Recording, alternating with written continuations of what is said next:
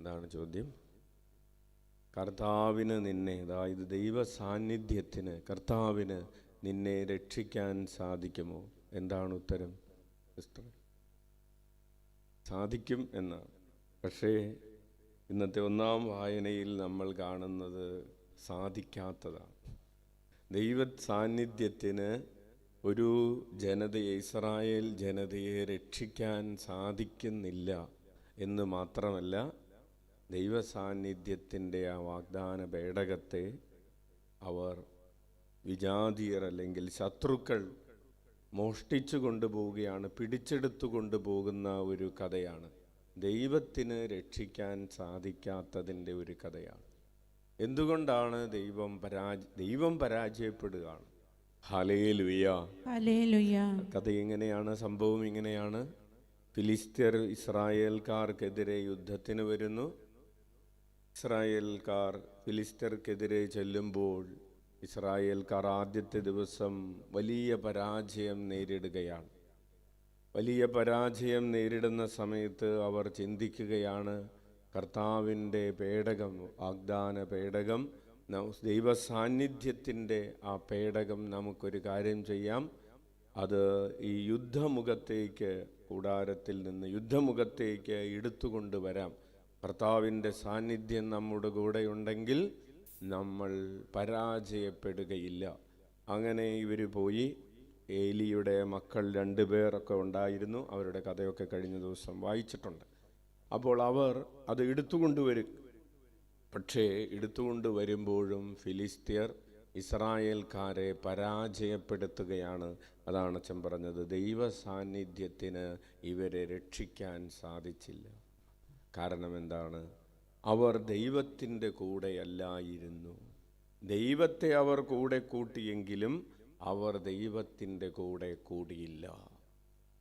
Hallelujah, hallelujah. അവരുടെ അധരം കൊണ്ട് അവർ കർത്താവിനെ ആരാധിച്ചെങ്കിലും അവരുടെ ഹൃദയം കർത്താവിൽ നിന്ന് അകലെയായതുകൊണ്ട് അവർ അധരം കൊണ്ട് ആരാധിച്ച കർത്താവ് അവരെ രക്ഷിച്ചില്ല.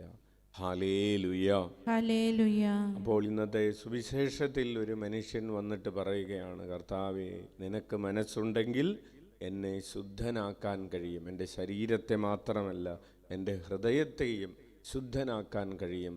ദൈവത്തിൽ നിന്ന് നമ്മെ അകറ്റുന്ന ചില അശുദ്ധികൾ എടുത്തു മാറ്റാൻ വേണ്ടി നമുക്ക് പ്രാർത്ഥിക്കാം.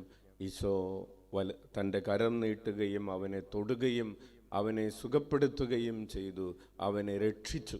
കാരണം അവൻ തൻ്റെ ഹൃദയം കർത്താവിന് കൊടുത്തിട്ടാണ് പറഞ്ഞത്, നിൻ്റെ മനസ്സുണ്ടെങ്കിൽ, നിനക്ക് മനസ്സുണ്ടെങ്കിൽ എൻ്റെ മനസ്സിലേക്ക് ഇറങ്ങി വരാൻ കഴിയും.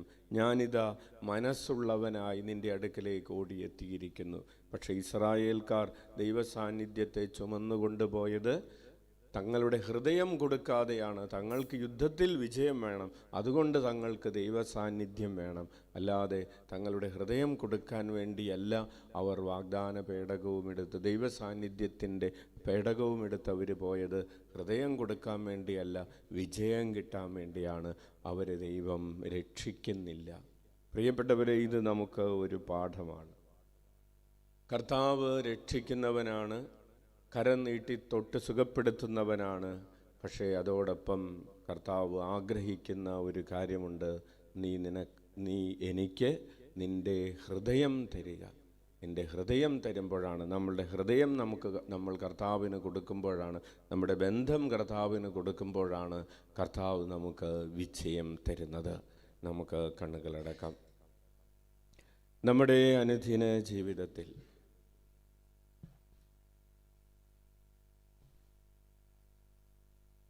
നമ്മൾ അകന്നുപോയ നിമിഷങ്ങളെ ഓർത്ത് അനുതപിക്കാം.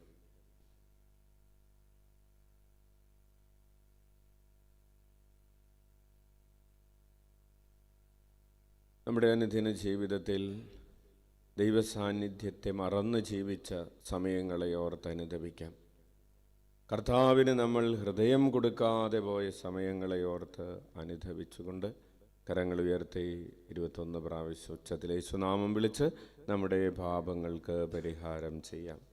ഈശോയേ, ഈശോയേ, ഈശോയേ, ഈശോയേ, ഈശോയേ ഈശോയേ ഈശോയേ ഈശോയേ ഈശോയേ ഈശോയേ ഈശോയേ ഈശോയേ ഈശോയേ ഈശോയേ ഈശോയേ ഈശോയേ ഈശോയേ ഈശോയേ ഈശോയേ ഈശോയേ ഈശോയേ. സർവശക്തനായ ദൈവം കനിഞ്ഞ് പാപങ്ങൾ പുറത്ത് നമ്മെ നിത്യജീവിതത്തിലേക്ക് നയിക്കുമാറാകട്ടെ.